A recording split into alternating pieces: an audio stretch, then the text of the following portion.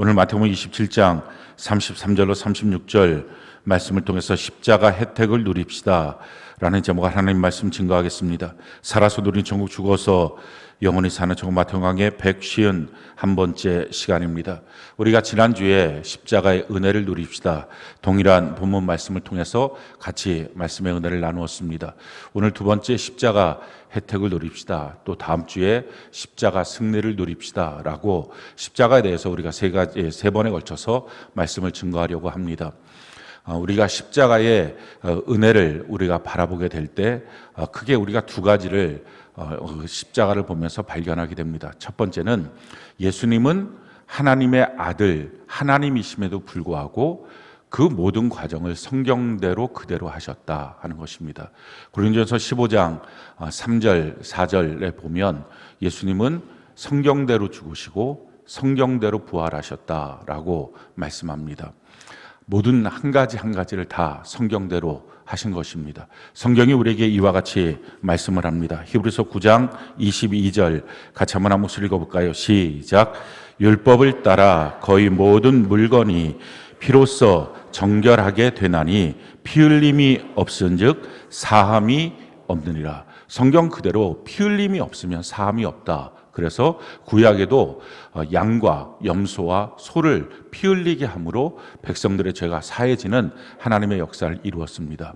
이 말씀 이대로 하나님이시니까 그냥 죄가 사함 받아라 라고 말씀으로 명령하시면, 말씀으로 사람을 창조하신 그분이 말씀으로 명령하시면 다 될 일을 예수님은 하나님이시도 불구하고 굳이 성경 그대로 행하십니다. 그래서 성경이 이렇게 말하죠. 에베소 1장 7절 같이 한번 한 목소리 읽어볼까요? 시작. 우리는 그리스도 안에서 그의 은혜의 풍성함을 따라 그의 피로 말미암아 속량 곧 죄사함을 받았느니라. 우리의 속량, 죄사함을 받는 것도 그의 피로, 예수의 피로 받게 되었다라는 것입니다. 그러니 성경 한 구절 한 구절 빠짐없이 다 이루신 것입니다. 하나님이신 예수님도 성경을 그렇게 이루시고 성경대로 사셨는데 우리가 뭐라고 성경을 무시하고 성경 그 말씀은 내가 듣지 않아도 돼, 믿지 않아도 돼, 심지어는 알지 못해도 상관없어 라고 하는 생각을 할까요? 그럼 매우 잘못된 생각입니다. 성경은 우리에게 이와 같이 말씀합니다. 요한계시록 22장 18절로 19절 같이 한번 한 목소리 읽어볼까요? 시작. 내가 이 두루마리의 예언의 말씀을 듣는 모든 사람에게 증언하노니 만일 누구든지 이것들 외에 더하면 하나님이 이 두루마리에 기록된 재앙들을 그에게 더하실 것이요 만일 누구든지 이 두루마리의 예언의 말씀에서 제하여 버리면 하나님이 이 두루마리에 기록된 생명나무와 및 거룩한 성의 참여함을 제하여 버리시라. 이 하나님의 말씀에서 더하면, 이단들이 주로 그렇게 합니다. 성경에 있는 몇 구절을 뽑아내고 또 자기들이 원하는 몇 구절, 교주의 말들을 포함시켜서 그 말씀에 더하여서 무엇인가를 말합니다. 성경 분명히 말합니다. 그러면 그 모든 것들이 결국은 다 지옥 가는 인생이 된다라는 것입니다. 또 한 가지, 기존에 있는 교회들 안에서 잘못 범하고 있는 것들은 그 말씀 중에 몇 가지를 없애고 그건 안 지켜도 돼, 그건 우리 구원과 상관없어, 천국 가는 일하고는 상관없어 라고 말하면 그도 또한 하늘나라에 들어가는 모든 일들에서 제하여 버리게 될 것이다 라는 것입니다. 예수님도 성경대로 죽으시고 성경대로 부활하셨습니다. 마땅히 그리스도인은 성경을 알고 믿고 성경대로 살아야 합니다. 그래서 성경 말씀 전체를 지키는 것이 우리 신앙생활의 목적이 되고 삶이 돼야만 합니다. 성경을 모르는 사람은 그래서 그리스도인이 될 수 없습니다. 성경대로 살겠다는 강렬한 열망이 없는 사람은 그리스도인이 아닙니다. 그래서 우리의 신앙생활에 대해서 분명하게 자기 점검을 하는 시간이 이 십자가의 말씀을 통해서 이루어지길 바랍니다. 두 번째, 십자가를 우리가 바라보게 될 때 그 십자가의 은혜는 우리의 죄의 속량이 됩니다. 많은 사람들이 십자가를 바라보면서 내 죄가 속량받았다, 나 구원받았다 라고 말하면서 실질적으로 자기 죄가 뭔지를 모르고서 이런 말들을 합니다. 그리고 단순하게 죄가 뭔지를 모르니까 십자가를 통해서 바라보는 것은 감정적인 이입밖에는 되지 않습니다. 예수님이 얼마나 아프셨을까? 예수님 나 때문에 손 찢어졌지. 예수님 나 때문에 못 박혔지. 얼마나 아프셨을까. 그래갖고 그냥 그 아프셨다는 것 때문에 십자가를 생각하면 그냥 눈물이 주르륵 나온다고. 그냥 그렇게 말합니다. 아주 감상적이고 감정적인 것입니다. 거기서 한 걸음 더 나가서 예수님 나 때문에 그렇게 아프게 죽으셨는데 이제는 내가 예수를 위해서 살아야지. 뭔가 은혜 갚는 차원으로 그렇게 생각을 합니다. 근데 그게 다 잘못된 것입니다. 신앙생활은 그렇게 감정적인 것 이전에 먼저 바른 지식을 갖고 있어야 됩니다. 예수님이 나의 죄를 속량하셨다라고 말할 때 죄가 무엇입니까? 그것은 내가 주인된 죄입니다. 우린 주인이 아니에요. 주인된 예수님이 계셔요. 그래서 우리가 주님, 나의 주인이시여 이렇게 고백하는 것입니다. 근데 내가 주인 노릇을 하는 거죠. 이게 죄입니다. 각기 제 길로 가는 것입니다. 하나님이 나에게 명령하신 주인이신 그분이 내게 명령하신 나의 길이 있는데 그것을 저버리고 그냥 각기 제 길로 가는 것입니다. 왕이신 하나님이 계신데 내 뜻대로 내가 옳은 대로 판단하고 말하고 행동하는 것입니다. 하나님이 계신데 내가 하나님처럼 살려고 하는 것입니다. 그게 선악과입니다. 너 이거 먹으면 너가 하나님처럼 될 수 있어. 그게 죄입니다. 그 죄를 속량하셨다는 것입니다. 그 죄를 갖고 있으면 영원한 지옥에 살 수밖에 없습니다. 왜냐하면 이 죄는 결국은 하나님을 무시합니다. 내가 하나님이니까, 내가 주인이니까. 그러니까 하나님의 말씀이 뭐라고 말해도 내가 봤을 때 지킬 만한 것은 지키고 지키지 못할 것은 안 지킨다고 말합니다. 내가 하고 싶은 건 하는 거고 하기 싫은 건 안 하는 것입니다. 그게 다 자기가 주인된 삶의 모습입니다. 심지어 교회를 나와도 내가 하고 싶은 대로 신앙생활을 합니다. 그게 아직 주인이 바뀌지가 않은 것입니다. 그러니까 십자가의 속량을 받았다고 말하고 구원을 받았다고 말하면서도 여전히 내가 하고 싶은 대로 신앙생활을 합니다. 그건 주인이 안 바뀐 거예요. 그 십자가의 속량이 뭔지를 모르는 것입니다. 그러니 성경을 읽고 성경을 알고 성경을 믿고 살아야 된다라고 하는 말이 무슨 숙제처럼 굉장히 어렵고 힘들게 여겨지는 이유는 다 십자가의 속량이 뭔지를 모르고 교회 나와서 감정적인 이입만 하고서 돌아가는 것입니다. 내 자아가 죽은 거죠. 내가 주인 되는 삶이 죽은 것입니다. 그런데 여전히 이걸 모르니까 자기의 자존심 조금만 상해도 발끈발끈합니다. 자기의 감정 이거 하나 누그러뜨리지 못하고 자기 생각 하나 이거 복종시키지 못합니다. 그러면서 자기는 구원받았다고 말하고 자기 신앙 좋다고 말하고 그건 다 잘못된 것입니다. 바른 지식에 서 있지 못하니까 이런 엉뚱한 일들이 나타나기 시작하는 것입니다. 예수님의 십자가의 속량, 내 죄의 속량, 나라고 하는 이 주인 된 거, 나는 주님의 종이고 피조물인데 창조주 하나님이 계신데 통치자 왕이 계신데 내가 왕 노릇하고 살았던 것, 이걸 버리는 것, 이걸 위해서 예수님 십자가에 못 박혀 죽으셨다 하는 것입니다. 그 사실을 아니까 그 다음부터 하나님의 명령이 뭔지 하나님의 뜻이 뭔지 성경을 읽게 되고요. 그리고 하나님의 말씀대로 살려고 부단히 애를 쓰는 것입니다. 왜? 그게 속량받은 사람의 삶의 모습이기 때문에 그렇습니다. 이게 안 되니까 말씀대로 안 살게 되고요. 말씀대로 안 사니까 나타나는 내 삶의 모든 것들이 결국 나는 내가 특별히 다른 사람한테 상처 주려고 상처 주는 게 아니고 그냥 내가 사는 건데 그게 다 나를 위해서 내 욕구를 위해서 사는 거니까 내 주변 사람들 다 상처받고 상처받은 것 때문에 나도 또 상처받고 이런 고통 속에 삽니다. 그러니 우리가 나타나고 있는 이 죄의 열매들 그걸 악이라고 말하는데 이런 죄와 악 이것이 우리 인생을 다 망가뜨리고 마는 것입니다. 근데 많은 사람들이 회개를 한다고 할 때 이 악 몇 가지 죄의 열매 몇 가지를 처리하는 것으로 끝나려고 합니다. 뿌리채 뽑아야 됩니다. 내가 주인 되었구나. 나의 주인 하나님이 계시는구나. 하나님인 그분이 나를 향한 명령과 뜻이 뭔지 하나님의 말씀대로 살아야 되겠구나. 이걸 깨닫는 것입니다. 성경은 우리에게 그렇게 이렇게 말씀합니다. 로마서 6장 22절 우리 같이 한번 읽어볼까요? 로마서 6장 22절 같이 한 목소리 시작. 그러나 이제는 너희가 죄로부터 해방되고 하나님께 종이 되어 거룩함에 이르는 열매를 맺었으니 그 마지막은 영생이니라. 죄로부터 해방되었다, 속량받았다 라고 하는 말은 동의어가 뭡니까? 그것이 바로 하나님께 종이 되어, 이게 동의어입니다. 그러니까 죄로부터 해방되어서 내가 이제 예수님의 피로 속량받았습니다 라고 말하고 난 다음에 이제부터 하나님의 또 종이 되기 위해서 내가 애쓰겠습니다. 그게 아닙니다. 그러니까 신앙생활은 내가 속량받고 구원받았다. 그리고 이제는 또 하나님께 종이 돼야지. 또 하나님의 말씀대로 거룩하며 사는 열매를 맺어야지. 그러고 나서 또 영생을 얻어야지. 이렇게 몇 가지 차원을 하는 게 아니라 진짜 죄, 내가 주인된 죄로부터 완전히 속량받았음을 믿게 되면 당연히 내가 주인이 아니고 종이니까 하나님 앞에 종이 되는 것입니다. 그건 너무 당연한 것입니다. 내가 하나님의 종이 되었으니 그 다음부터 당연히 하나님의 말씀대로 살아서 거룩함에 이르는 열매를 맺게 되는 것입니다. 그래서 영생에 자연스럽게 이르게 되는 것입니다. 근데 문제는 처음 그 고리가 안 되는 거예요.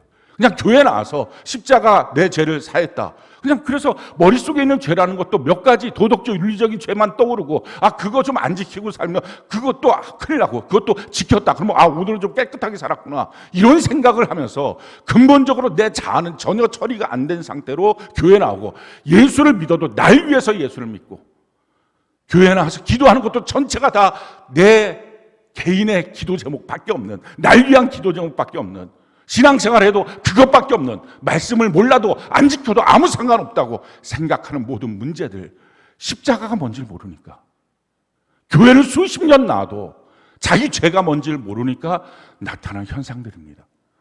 내가 주인된 죄라는 게 얼마나 큰 죄인지 왜 사람들은 자각하지 못할까요? 이유는 자기 머리로는 그게 생각이 안 되는 거예요. 성경은 오직 그것이 성령으로만 깨달을 수 있다라고 말합니다. 성경이 우리에게 이렇게 말하죠. 고린도서 12장 3절 같이 한번 한 목소리 한번 읽어볼까? 고린도서 12장 3절 같이 한 목소리 시작.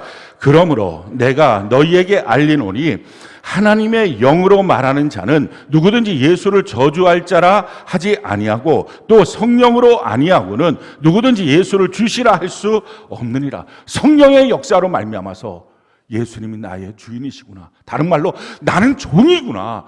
종인 내가 주인 행세하고 살았던 것, 이게 큰 죄구나. 성령으로 깨닫게 되는 것입니다. 저는 오늘 여러분들이 성령으로 말미암아서 예수님이 나의 주인이시고 나는 종이라는 이 사실 앞에 이 큰 죄를 속량하신 우리 예수님의 그 십자가 앞에 감사하는 은혜가 있기를 바랍니다.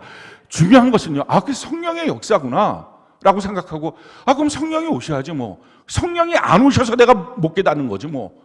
성령 탓이지 라고 말합니다. 그렇지 않아요. 사실은 그 사람 탓도 있죠. 귀를 막고 사는 것입니다. 자기밖에 없는 것입니다. 교회 1년, 2년, 3년 동안은 그렇게 살아도 됩니다.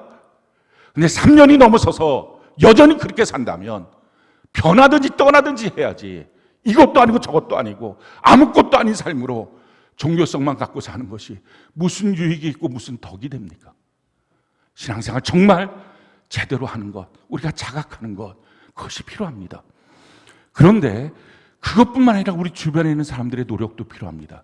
사도 바울이 다메섹 길을 걸어갈 때, 그 예수 믿는 사람을 죽이겠다고 다메섹 길을 걸어갈 때, 그때 하늘에서 강력한 빛을 보고 그리고 거기서 예수님을 만납니다. 주여 누구십니까? 너가 핍박하는 예수다. 특별하게 예수님이 사도 바울을 찾아갔어요. 그때는 사울이었죠. 찾아갔어요. 도대체 왜 많고 많은 사람 중에 사울을 이렇게 찾아갔을까?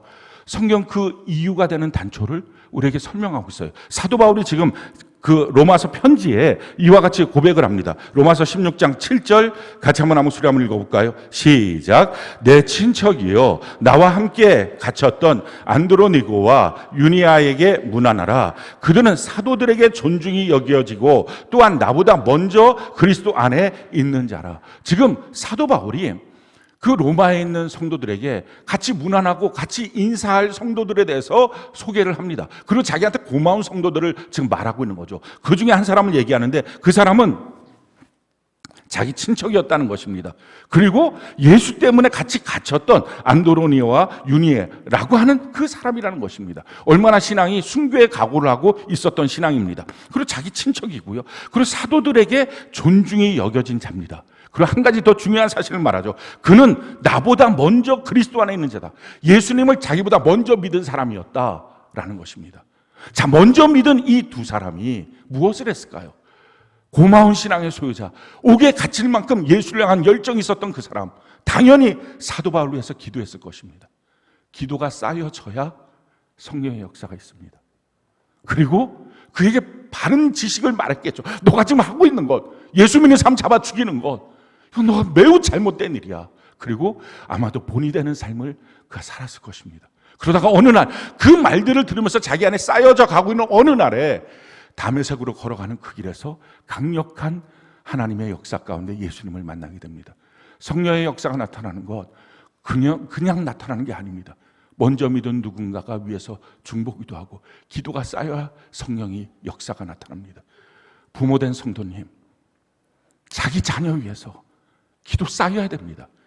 그래야 그 자녀 예수 믿습니다. 거짓 기도, 헛된 기도 하지 말고 제대로 기도하는 것, 자기 셀을 위해서 정말 기도가 쌓여져야 합니다. 그리고 바른 지식을 전달해야만 합니다. 그리고 본이 되는 삶을 살아야만 합니다. 그래야 그 영혼에게 어느 날 성령이 나타나서 성령으로 말미암아서 내가 종이구나, 예수님 나의 주인이시구나, 그게 깨달아지고 그게 믿어져서 십자가의 속량 가운데 내 자신이 이제 종인 것을 깨닫고 하나님께 종이 되어 거룩함에 이르는 열매를 맺고 영생에 이르는 바른 신앙생활을 살아갈 수 있게 되는 것입니다. 우리가 내 마음대로 내 뜻대로 내가 종인데 살 수 없는 거죠. 그래서 예수 믿는 사람은 자기 자아가 처리되고 하나님의 뜻대로 하나님의 말씀대로 살아가는 것입니다. 그런데 그렇게 사는 삶에서도 우리의 육신의 습관이 있으니까 하나님의 말씀으로 통제받기 전에, 하나님이 손으로 잘 기들어지기 전에 그냥 먼저 말이 툭 튀어나옵니다. 내가 육신의 습관대로 했던 말들이 터져나오고요, 했던 행동들이 터져나옵니다. 그 죄악의 모습들인 것입니다. 그런 것들이 터져나오는 것은 어떻게 해야 됩니까? 분명히 믿었는데도 불구하고 이런 일들이 터져나오니까 이런 것들을 처리하기 위한 훈련이 필요합니다. 하나님이 그 훈련을 해주시기 위해서 우리에게 주신 것, 그게 주일날입니다.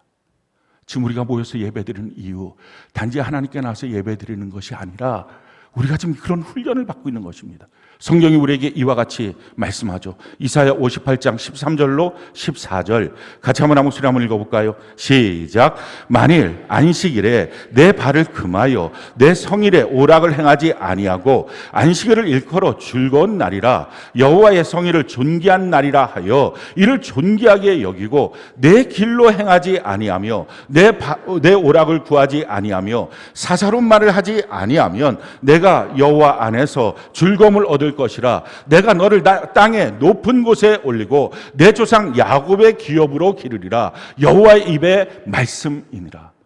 주일날은 왜 있습니까? 와서 그냥 예배드려라, 헌금 내고 가라, 그리고 나머지 너 알고 싶은 대로 하고 싶은 대로 다 살아라, 그게 아니라 우리가 내 자신이 주인 된 것이 아니라 종이구나, 이제 주인 된 하나님의 말씀대로 살아야 되는구나, 그래서 거룩함에 이른 열매를 내 삶에 맺어야 되는구나 하는 걸 믿고 깨달았음에도 불구하고 여전히 우리의 육신의 습관대로 죄가 나오고 있는 부분들을 이제는 훈련해서 내 육체를 통제하기 위해서 일주일에 딱 하루는 너 마음대로 하지 마, 샤밧, 안식일이 뭐죠? 샤밧, 멈춰, 그게 안식일입니다.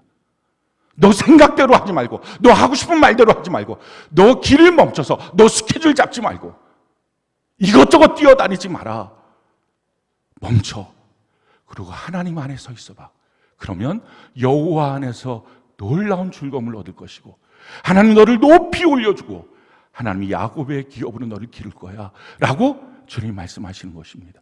그 놀라운 은혜와 복을 누릴 수 있도록 훈련되는 시간, 이게 주일날입니다. 주일날 예배 시간, 요 시간이 아니라 주일날 하루 24시간 내 마음대로 스케줄 잡을 수 없는 거예요. 하나님께 기도하고 물어보십시오. 셀 공동체에서 내가 이런 스케줄 잡아도 되는지 물어보십시오. 그러고 행동하십시오. 주일날 셀장이 셀원들을 소집하려고 할 때 저 이런 스케줄인데요, 저 이런 스케줄인데요, 이거 다 가짜입니다. 신앙생활 이렇게 하는 게 아닙니다. 우리가 언제든지 주님 안에 준비된 모습을 그렇게 연습하고 훈련해서, 이게 24시간 주일날만 그런 게 아니라 나머지 날들도 그렇게 되어서 모든 날 속에 거룩함에 이르는 열매를 성경 그대로 맺어가는 삶으로 바뀌어지는 것, 이게 기독교인입니다. 성경은 우리에게 그래서 이렇게 말씀하는 거죠. 에스겔 20장 20절 같이 한번 목소리 한번 읽어볼까요? 시작.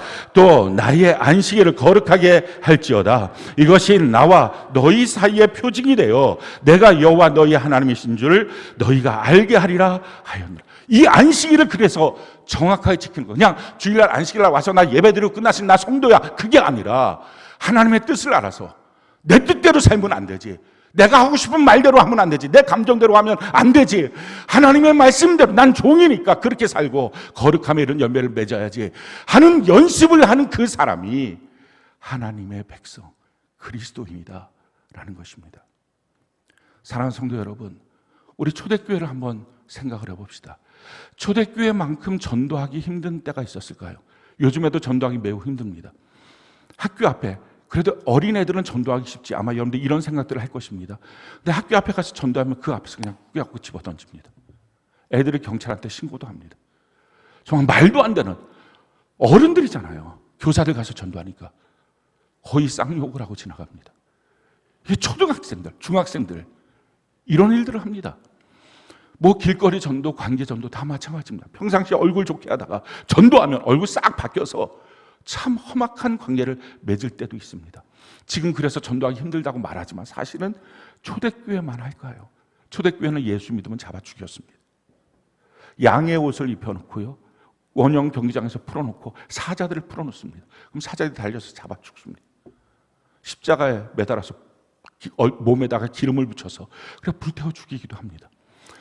뭐 여러 가지 모습으로 뿐만 아니라 세금을 내는데 다른 사람 세금은 10분의 1, 그러니까 10개를 벌면 1개를 세금을 냈습니다. 근데 기독교인이다. 그럼 10개를 벌면 9개를 세금으로 가져갑니다. 살 수가 없습니다. 자기 자녀들 전체 다 모든 학교에 들어가지 못합니다. 그런데 너무 놀라운 것은요, 이렇게 말도 안 되는 상황이잖아요. 그런 상태에서 누가 예수를 믿겠어요? 근데 이렇게 말도 안 되는 상황에서 급속도로 기독교가 팽창합니다. 나중에 로마 전체의 10%가 기독교인이 됩니다. 어떻게 그런 일이 생겼을까? 이걸 학자들이 연구를 합니다. 그래서 오늘날 많은 초대교회에 대한 연구들이 있습니다. 근데 연구를 해서 결론이 하나입니다. 예수 믿기 너무 힘든 상황이었는데 그들이 왜 예수를 믿었느냐? 한 가지 이유 때문입니다. 예수 믿는 교회 공동체가 너무 매력적인 거룩한 공동체였어요. 그 당시 사람들은요, 다 성적 타락이 있었습니다. 남자건 여자건 다 아주 자폰을 합니다. 성적 타락을 하고요. 가장 이 남녀로서 해결이 안 되니까 그 성적인 욕구가 최고치로 올라간 거, 동성애를 합니다. 그게 로마였어요.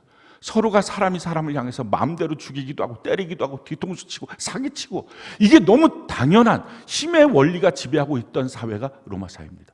그런데 그들이 봤을 때 기독교인들은요, 너무 정결해요. 너무 깨끗해요. 그리고 너무 같이 사랑해요. 같이 종이 되고 함께 짐을 지고 같이 걸어가는 거예요. 순수한 마음으로 서로 용납하고 용서하고 사랑하고, 뭐 조그마한 거 하나 갖고서 나 자존심 상했다, 이랬다 저랬다 이런 말들 없습니다. 그냥 정말 하나 되는 모습들. 그걸 보면서 로마 사람들이, 야, 나도 저 공동체에 들어가면 나 같은 놈도 깨끗해질 수 있을까? 너무 매력적으로 보인 거예요. 그래서 급속도로 팽창하고요. 가장 전도가 잘 됐던 때가 언제냐면은 로마 원형 경기장에다가 성도들 집어넣고 막 학살하는 그때, 그걸 시민들이 와서 보면서 즐기라 했을 때 거기 들어간 시민들이 다 가슴을 치면서 통곡하고, 그들의 그 죽어가는 모습이 너무 충격적이면서 너무 아름다운 거예요. 나도 저렇게 살고 싶다. 저게 사람 사는 거지. 내가 지금 사는 건 짐승 같은 거지. 그리고 돌이켜 예수를 믿은 거예요. 그래서 마침내 어쩔 수 없으니까 기독교 공인이 되고 기독교가 국교회가 된 것입니다. 지금은 어떤가요? 지금은 전도할 때 뭐라고 전도하죠? 복음이 뭔지 정확하게 전달하지 못합니다. 왜? 복음이 뭔지 성도들도 몰라요. 자기 죄가 뭔지도 몰라요. 어떻게 살아야 되는지, 거룩함에 있는 열매를 맺으며 살아야 되는지, 내 자아가 부인돼야 된다는 것, 내 자아가 주인이 아니라는 것, 이거 말 한마디 못합니다. 그냥 교회 나오면 너 좋아, 교회 나오면 너 행복해져, 교회 나오면 너 문제 해결돼, 이렇게 어떻게 보면 가모니설과 같이 해서 교회를 데리고 나와요. 근데 데리고 나와서 그들이 본 교회의 모습은요, 전혀 매력적이지 않아요. 전혀 거룩하지가 않아요. 세상이랑 진배 없이 똑같아요. 이게 지금 한국의 현실이요. 지금 이것이 교회의 현실입니다. 우리 어떻게 해야 될까요? 그래서 사람들이 말해요. 그렇게 말하면 저 사람 교회 떠날까 봐. 그렇게 말하면 누가 예배를 오겠냐고. 아니요. 성경 그대로 정확하게 전달하고, 또 한 가지 해야 될 것, 우리 교회 공동체, 우리 셀 공동체가 거룩한 공동체, 매력적인 공동체로 우리가 다시 세워져서 하나님께 종이 되고 거룩함에 이르는 열매를 맺는 우리 모두가 되는 은혜가 있기를 바랍니다. 그게 십자가 은혜를 누린 사람들의 삶입니다. 정말 십자가를 믿고 있다면 예수님이 나 때문에 나의 죄를 위하여 내가 주인된 삶을 위하여 그렇게 자기를 죽이셨다면, 내가 그것을 믿고 구원받은 게 맞다면 내가 더 이상 주인 되지 못하고 내가 이제 하나님의 말씀대로 거룩함에 이르는 열매를 맺으며 살아야지, 제대로 신앙생활 해야지. 그래서 세상 사람들이 봤을 때 넌 왜 그렇게 사니? 예수님을 믿으니까, 예수님 나의 주인이니까, 난 주인이 있으니까, 그렇게 말할 수 있는 온전한 그리스도인이 되는 것, 교회는 그렇게 변화시키는 것입니다. 그냥 일반 세상 사람들이 나오겠죠. 근데 그 나온 그 사람의 말씀을 듣고 성경을 읽으면서 1년이 지나고 2년이 지나고 3년이 지나면서 그렇게 바뀌어지는 것입니다. 안독교회는 안 믿던 이방인들이 1년 만에 온전한 그리스도인이라는 칭호를 세상 사람으로부터 받았습니다. 너 너무 예수 닮았다, 이 말을 들었습니다. 오늘날 한국교회가, 또 우리 교회가 그와 같은 일이 되는, 그래서 누구든지 교회 나와서 진짜로 변화돼서 예수님의 사람 되고 십자가의 은혜를 누리는 귀한 역사가 있기를 바랍니다. 이 십자가의 은혜를 진짜 누려야만, 예수님이 주인 되시고 내가 종이 돼야만 그때부터 죄로 말미암아 막혀있던 모든 것들이 다 풀어집니다. 그 풀어져서 얻는 것, 그것을 십자가의 혜택이라고 말합니다. 많은 사람들이 십자가의 은혜는 모르고 십자가의 혜택만 받아서 그저 교회 나와서 복받기 원한다, 잘되기 원한다, 그러니 기복신앙이 되는 거고, 내가 원하는데 교회 나와서 그렇게 열심히 한번 하라는 대로 해봤는데 안 되더라. 아니, 기본적으로 자기가 죄의 속량, 종이 되는 일들이 없는 차원에서 여전히 자기를 위하여, 자기가 더 높아지고 자기가 더 갖기 위해서 하는 그 일들이 어떻게 하나님의 공급을 받을 수 있겠습니까?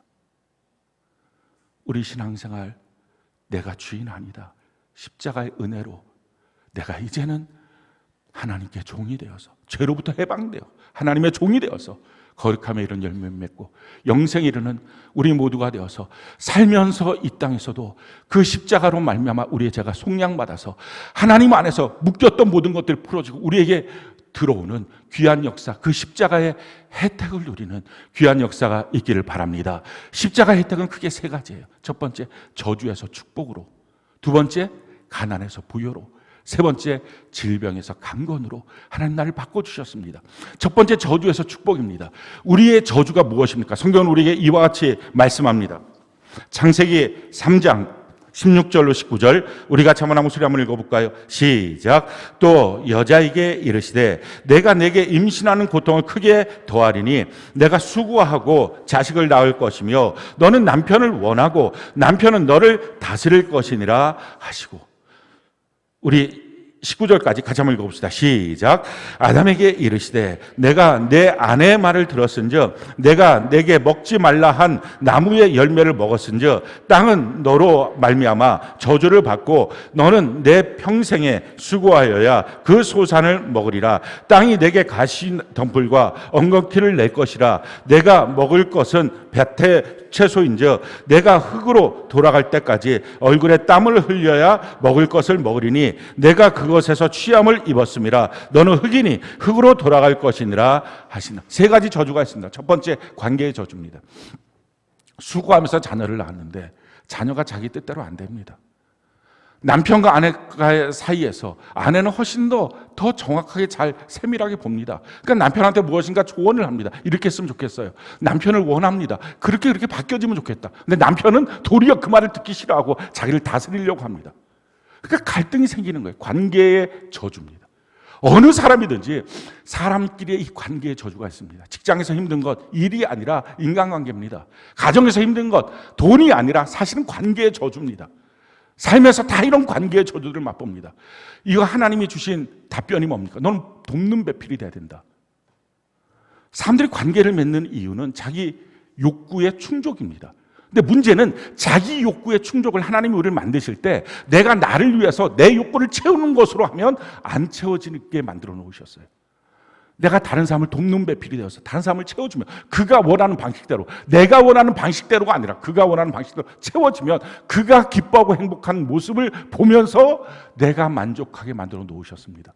근데 죄가 이걸 못하게 하는 거예요. 왜? 죄는 내 중심이니까, 내가 주인이니까, 내가 먼저 채워줘야 된다고 생각하니까. 그러니까 이게 안 되는 것입니다. 두 번째 있는 저주, 그것은 우리의 생활의 저주입니다. 우리의 생활을 하는데 끊임없이 무엇인가 수고를 해도 가시와 엉겅퀴 끊임없는 고통이 계속 있습니다. 그러니까 불안해서 살 수가 없는 거예요. 불안장애, 이런 것들이 생기는 거죠. 세 번째는 마음의 저주입니다. 우리 마음속에서 허무해집니다. 흑인이 흑으로 돌아가라. 내 인생은 뭘까? 뭐 때문에 이렇게 노력하고 애 키우며 살까? 결국은 자기 인생에 대한 허무함, 공허함, 두려움, 공황장애, 우울증, 이런 것들이 우리 인생의 저주로 다가오는 것입니다. 그런데요, 우리 예수님이 우리의 이 저주를 십자가상에서 해결해 주셨어요. 성경이 우리에게 이와 같이 말씀합니다. 갈라디아서 3장 13절로 14절 같이 한번 읽어볼까요? 시작. 그리스도께서 우리를 위하여 저주를 받은 바 되사 율법의 저주에서 우리를 속량하셨으니 기록된 바 나무에 달린 자마다 저주 아래 있는 자라 하였음이라. 이는 그리스도 예수 안에서 아브라함의 복이 이방인에게 미치게 하고 또 우리로 하여금 믿음으로 말미암아 성령의 약속을 받게 하려 함이라. 너희는 저주는 없어졌고 이제 아브라함의 복이 우리 가운데 있다라는 것입니다. 자, 그렇다면 아브라함의 복이 무엇일까요? 창세기 12장 2절로 3절 우리 같이 한번 읽어볼까요? 시작. 내가 너로 큰 민족을 이루고 내게 복을 주어 내 이름을 창대하게 하리니 너는 복이 될지라. 너를 축복하는 자에게는 내가 복을 내리고 너를 저주하는 자에게는 내가 저주하리니 땅의 모든 족속이 너로 말미암아 복을 얻을 것이라 하신지라. 내가 복이다 하는 것입니다. 다른 데서 어디서 복이 올까? 뭐 복 있는 어떤 일이 생길까? 그게 아니라 내가 복이다. 너가 복이 될지다. 그러니까 너가 어디를 가든지 누구든지 모든 관계를 맺을 때 너를 축복하는 자에게 그도 내가 복을 줄 것이고 널 저주하면 내가 그에게 저주할 것이다. 조건은 뭐예요? 너가 종이 될 때, 너가 주인이 아닐 때. 내가 주인이면 내가 다 책임져야 됩니다. 근데 예수님이 주인이면 예수님이 내 인생을 책임져 주시고 공급하시고 인도하십니다. 그러니 기독교는 자기가 주인된 인생은 아무것도 하나님께로부터 얻을 수 없습니다. 여전히 자기 중심으로 살면서 그렇게 무엇인가 원하고 구하는 것, 그 기복신앙, 그건 다 소용없는 것입니다. 두 번째, 가난에서 부요로 우리를 바꿔주셨습니다. 성경은 이와 같이 말합니다. 우리의 인생 가운데 하나님으로부터 분리되니까, 이게 가난에서 부요라는 것은 돈이 이제 없다가 돈이 많이 생기겠구나 이런 차원의 문제가 아니라 하나님으로부터 공급받고 살 때는 모든 게 안심입니다. 부모 품에 있는 아이들은 자기 집의 재정 문제 이런 거 고민하지 않는 것처럼 자기 삶에 있어서도 하나님이 다 주실 거니까, 아버지 하나님 나한테 공급하시니까 이걸 믿고 사니까 여기에 대해서 별로 신경 쓰지 않습니다. 그런데 하나님부터 분리되면, 자기가 주인 되면, 자기가 하나님처럼 되면 그때부터 자기 인생에 대한 고민과 염려, 걱정, 근심, 두려움이 자기에게 찾아옵니다. 그래서 하나님을 떠난 자들은 다 성을 쌓습니다. 성경이 우리에게 이렇게 말합니다. 창세기 4장 16절로 17절 우리가 한번 한 목소리 한번 읽어볼까요? 시작. 가인이 여호와 앞을 떠나서 에덴 동쪽 놋 땅에 거주하더니 아내와 동침함에 그가 임신하여 에녹을 낳은지라. 가인이 성을 쌓고 그의 아들의 이름으로 성을 이름하여 에녹이라 하였더라. 가인이 하나님을 떠납니다. 죄로 말미암아 자기가 주인된 거죠. 그렇게 떠나고 나니까 자기가 자기 인생을 책임져야 되겠다는 생각이 머릿속에 가득합니다. 그러니 자기 자녀를 낳자마자 자기 자녀의 이름으로 성을 쌓아줍니다. 여러분들 혹시 자기 자녀에게 물려줄 게 돈밖에 없다고 생각합니까? 자리, 지위밖에 없다고 생각합니까? 하나님을 믿는 신앙이 아니라 엉뚱한 것들을 물려주고 그게 안 되는 자기 부모의 모습 가운데 내가 참 형편없는 부모구나 이렇게 자학합니까? 이게 다 가난의 영에 쌓여있는 사람의 모습입니다. 하나님을 나의 아버지로, 나의 주인으로 온전하게 믿지 못하니까, 내가 종이 되지 못하니까 그로부터 공급 공급받음이 안 되니까 결국 신앙생활할 때 뭔가 자기가 자기 것을 쌓으려고 합니다. 하나님이 이렇게 말씀하시는 거예요. 스가랴 2장 4절 5절 같이 한번 읽어볼까요? 시작. 이르되 너는 달려가서 그 소년에게 말하여 이르기를 예루살렘은 그 가운데 사람과 가축이 많으므로 성곽 없는 성읍이 될 것이라 하라. 여호와의 말씀에 내가 불로 둘러싼 성곽이 되며 그 가운데서 영광이 되리라. 너 성곽 쌓지 말라. 내가 너의 성곽이 될 거야. 내가 그 가운데 영광이 될 거야. 내가 주인이니까 주인이 너를 지켜줘야지. 내가 아버지니까 아버지인 내가 너를 공급해줘야지. 이게 정말 믿어지고 있는지, 십자가의 속량을 받았는지, 거기서 따라서 이 마음이 정말 믿어지고 나면, 그래, 주인이 계신데, 주인이 책임져 주시는데 하는 믿음으로 살기 시작합니다. 세상 사는 삶하고 전혀 달라요. 돈을 의지하지 않아요. 근데 그렇지 않으면 교회를 나와도 돈. 왜 신앙생활 잘 못합니까? 돈 때문에. 돈 벌려고. 다 돈이에요. 성경은 우리 이렇게 말합니다. 디모데전서 6장 10절 같이 한번 읽어볼까요? 시작. 돈을 사랑함이 일만하게 뿌리가 되나니 이것을 탐내는 자들은 미혹을 받아 믿음에서 떠나 많은 근심으로써 자기를 찔렀도다. 돈을 사랑하고 돈 때문에 사는 사람들 결국 신앙생활 못한다 라는 것입니다. 왜 신앙생활 못할까요? 돈을 사랑했기 때문에 못하는 게 아니라 근본적으로 하나님이 나의 주인, 하나님이 나의 아버지다, 이걸 안 믿고 신앙생활 하니까 하나님은 그냥 도깨비 방망이처럼 내가 필요한 건 언제든지 공급해 주십시오, 그 정도로만 처리하고 사니까 이게 신앙생활의 기초가 전혀 안 된 것입니다. 죄가 해결이 안 된 거예요. 뿌리부터 해결이 안 된 것입니다. 예수님은 십자가에서 하나님부터 분리된 우리, 죄로 말미암아 분리된 우리, 그래서 항상 두려워하고 걱정하고 그냥 자기가 빈곤할까 봐, 가난할까 봐, 이 가난의 영에 쌓여서 돈이 있어도 돈, 돈이 없으면 더 돈 이렇게 하고 살아가는, 다음 달은 어떻게 살지, 그 다음 달은 어떻게 살지, 이렇게 살고 있는 우리를 위해서 주님이 십자가에서 놀라운 은혜를 베풀어 주셨어요. 이렇게 하신 겁니다. 고린도서 8장 9절 같이 한번 읽어볼까요? 시작.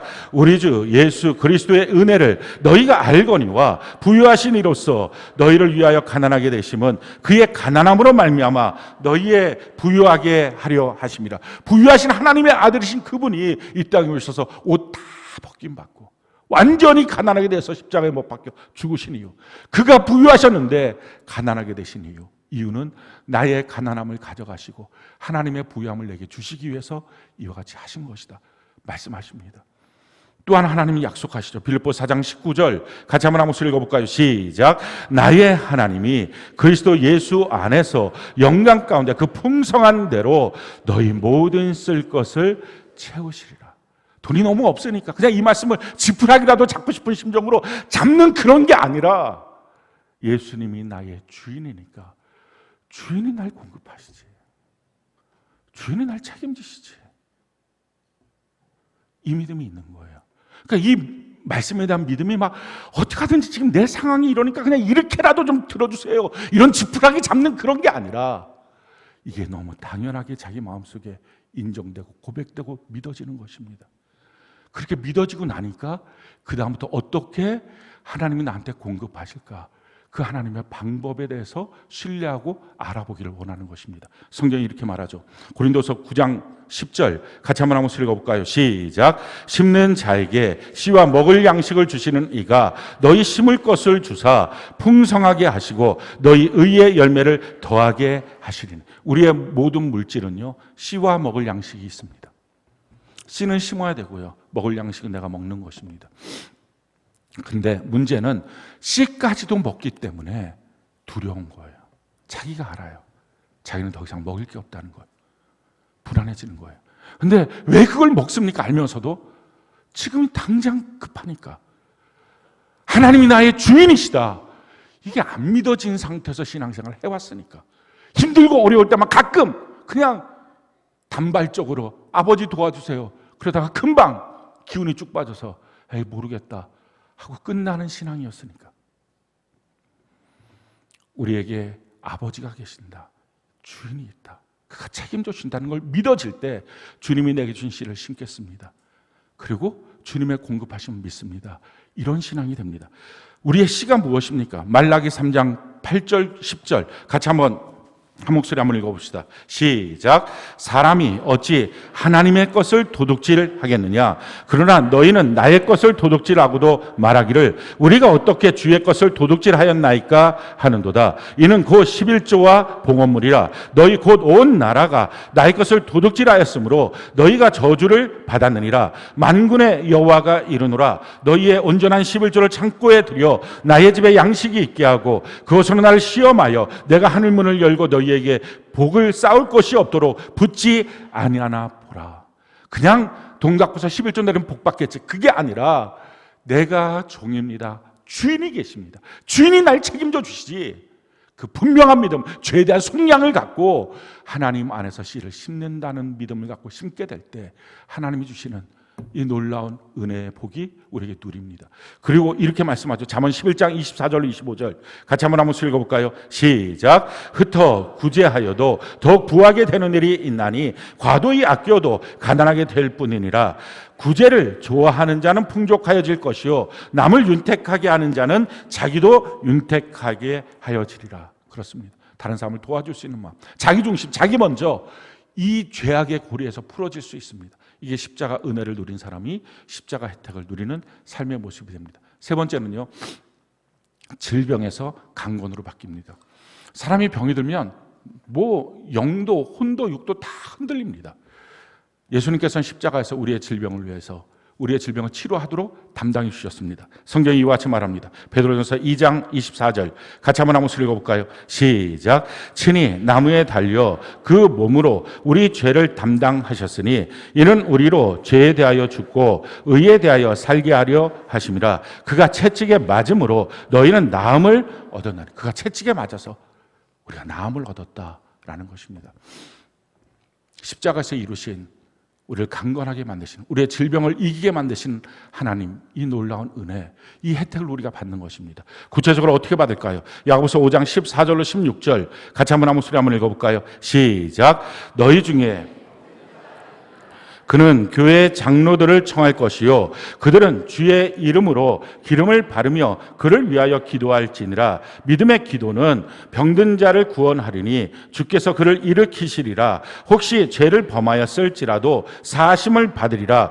그러므로 너희 죄를 서로 고백하며 병이 낫기를 위하여 서로 기도하라. 의인의 간구는 역사하는 힘이 큼이라. 너희 중에 병든 자가 있느냐? 그는 교회 장로들을 청할 것이요. 이 장로라는 것은 교회의 리더를 말합니다. 그럼 내 셀장들 또 담임 목사 이와 같이 청하여 기도를 받으라라는 것입니다. 그들은 주의 이름으로 기름을 바르며 그를 위하여 기도할 것이다. 기름을 바른다. 그 당시에 기름을 바르는 것은 약을 말합니다.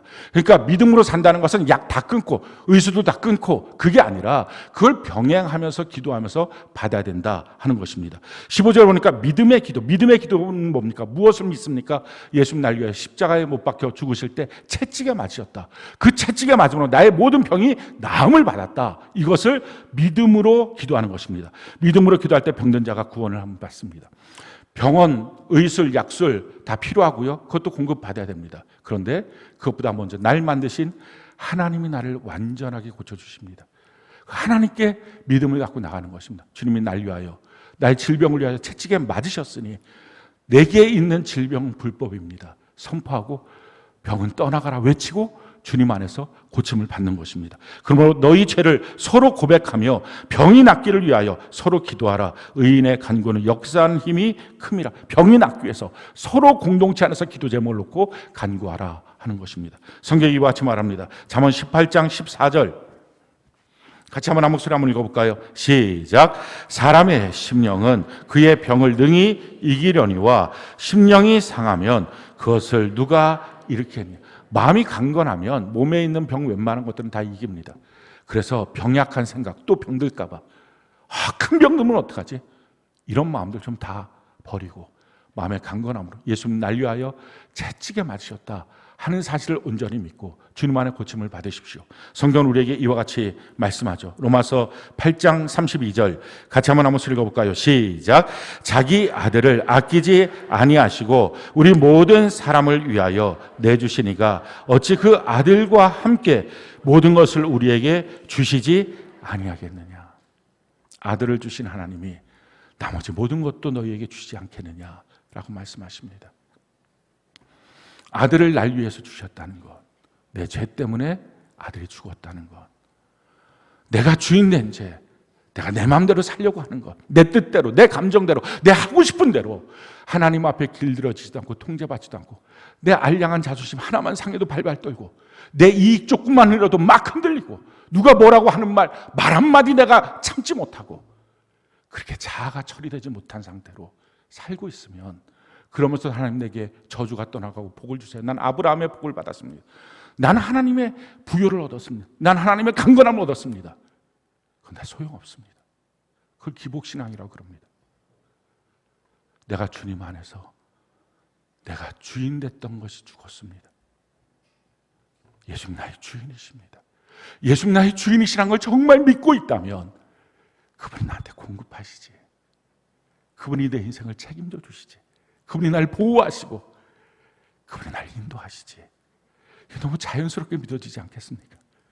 그 믿음으로 막 안간힘을 쓰면서가 아니라, 옛날에, 요즘 목사님들 그런 분들 거의 없는데 옛날 목사님들은 주여도 아니고 막 너무 안간힘을 쓰다 보니까 쥐야 해갖고 이게 그래갖고 그 초등학생들이 야옹 이렇게 놀리기도 하고 주님을 부르는 것도 아니고 쥐야 이렇게, 우리 교회는 아예 예수님 정확하게 부르는데 그럴 정도면 안간힘이 아니라 너무 당연히 믿어지는 거예요. 내가 어떤 문제 때문에 고민하고 염려하고 있다 멈춰서고, 내가 주인 아니지, 주인 계시지, 내가 선 넘으려고 그렇네 하고서 주님 날 공급하시고 보호하시고 인도하시고 책임지실 걸 내가 믿습니다 하는 고백 가운데 내가 주님 앞에 어떻게 더 나아갈까요? 그 은혜를 얻기 위하여 담대히 내가 은혜의 보좌 앞에 어떻게 나아갈까요? 하고 하나님께 나가는 것입니다. 그렇게 사는 그 모습, 그렇게 하나님의 말씀을 지키며 사는 그 모습이 사람들이 봤을 때 거룩한 매력적인 인생, 거룩한 매력적인 공동체. 넌 어떻게 이렇게 사니? 넌 이렇게 염려도 없니? 넌 자존심도 안 상해? 안 상해. 내 자존심 예수님의 십자가에서 죽었어. 나는 예수님의 은혜로 살아. 자존심 그거 상관없어. 나는 주존심으로 살아. 주님이 나의 주인이신 것, 이게 너무 기쁘고 감사해. 인생이 바뀌어진 삶의 모습, 우리 그렇게 사는 것입니다. 시편 147편은요 하나님께서 우리에게 어떻게 공급하시고 또 어떻게 보호하시고 또 어떻게 우리의 인생을 인도해 가시는지에 대해서 말씀하고 있어요. 시편 147편을 제가 간단하게 먼저 설명하고 우리 같이 낭독하고 우리 찬양을 부를 건데요. 여기서 보면 2절 3절에 보니까 우리 하나님께서 예루살렘 교회를 세우시고 이스라엘의 흩어진 자들을, 성도들을 모으시고 3절에 그 상심한 자들을 고치시고 그들의 상처를 싸매시고 4절에 그들을 별들의 수요처럼, 그러니까 주님은 교회를 세우시고 성도들을 불러 모으시고 그 가운데 우리의 마음과 우리의 육체의 삶들을 고치시고 싸매주시고 또 우리를 존귀한 별처럼 만들어서 그 수요로 이렇게 세워주신다 하는 것, 이렇게 공급하십니다. 뿐만 아니라 8절에 보니까 그가 구름으로 하늘을 덮으시고 땅에 위하여 비를 준비하셔서 산에 풀이 자라게 하시며 들짐승과 우는 까마귀 새끼에게 먹을 것을 공급하신다. 하나님은 비를 준비하셔서 우리 삶의 모든 먹을 것들을 공급하신 하나님이시다라는 것입니다. 10절 11절에 보니까요, 여호와는 말의 힘이 세다 하여 기뻐하지 않고 사람의 다리가 억세다 하여서 기뻐하지 않는다. 자기 힘으로 뛰어다니는 것, 이거 별로 기뻐하지 않는다. 11절에 자기를 경외하고 하나님의 인지하심을 바라는 자들, 그들을 기뻐하신다. 그러면서 하시는 말씀입니다. 어떻게 우리를 보호하십니까? 13절부터 보니까 그가 내 문빗장을 견고히 하게 하시고 내 가운데 있는 자녀들을 복을 주셨다. 우리 자녀, 우리가 그렇게 뛰어다니고 뭐 애쓰고 어떻게 하면 좋냐고 자녀 앞에서 막 벌벌 떨고 그렇게 해서 못 지켜줘요. 우리 하나님이 문빗장으로 지켜주실 때 그때 완전하게 지켜주시는 것입니다. 여러분 자녀 24시간 동안 돌보시는 시간 한 1, 2년 될까요? 그 다음에 어린이집 맡기잖아요. 그거 못 봐요. 학교 가면 더 못 보고 더 크면 더 못 보고 그거 어떻게 합니까? 하나님께서 문빗장을 지켜주시는 것, 하나님의 보호하심, 지켜주심, 하나님의 공급하심입니다. 그래서 내 경내에 평안하게 하시고 아름다운 밀로 너를 먹이시다. 하나님 우리를 어떻게 인도하십니까? 18절에 보니까요. 그의 말씀을 보내사 그들을 녹이시고 바람을 불게 하신즉 물이 흐르는도다. 하나님의 말씀으로. 맞아요, 주님. 먼저 바른 지식간도 우리가 서야 됩니다. 말씀을 듣지 않는 자의 기도는 가증하다, 쓰레기와 같다. 잠언서에 말씀합니다. 말씀을 듣고 내 마음이 동의가 되고 말씀 앞에 내 마음이 녹아져야 합니다. 여러분들 삶 속에 여러 가지 어렵고 힘들고 곤비한 많은 문제가 있어도 답은 하나예요. 하나님의 말씀을 듣고 여러분들 마음이 녹아져야 돼요. 그래, 난 주님밖에 없어. 주님 한 분, 내가 종인데 이 문제를 위해서 주님이 처리해 주셨어요. 내 몸이 막 아파와도 주님이 내 몸을 위해서 채찍에 맞으셨는데, 삶의 문제가 생겼을 때도 이 저주를 주님이 담당하셨는데, 나의 가난의 문제가 내 코앞에 닿아도 주님이 이 문제를 해결해 주셨는데, 뭐 이렇게 살다가 만약에 안 되면, 이런 고민들 혹시 있습니까? 저는 그렇게 생각해요. 안 되면 그래서 굶죠. 굶어도 누구는 감옥 안 가려고 굶기도 하는데, 뭐 천국 때문에 굶으면 굶어도 보니까 우리가 검증이 되지 않았습니까? 24일 굶어도 안 죽는다. 그러니까 뭐 더 한 달 정도 이상 더 굶고 더 주를 위해서 일하다가 모르겠어요. 40일까지 목사님들 굶는 것까지 봤는데, 더 굶으면, 죽으면 숨겨지 뭐. 천국 가면 되죠. 끝이 천국인데 뭐가 두렵습니까? 그러니까 하나님 앞에 사는 인생, 두려움 없이 담대하게 주의 말씀 앞에 우리가 녹아지고, 그 말씀 앞에서 성령의 바람이 불고 주님이 물을 흐르게 하셔서 막힌 것이 모두 열려지는 귀한 은혜가 있기를 예수님 이름으로 축원합니다.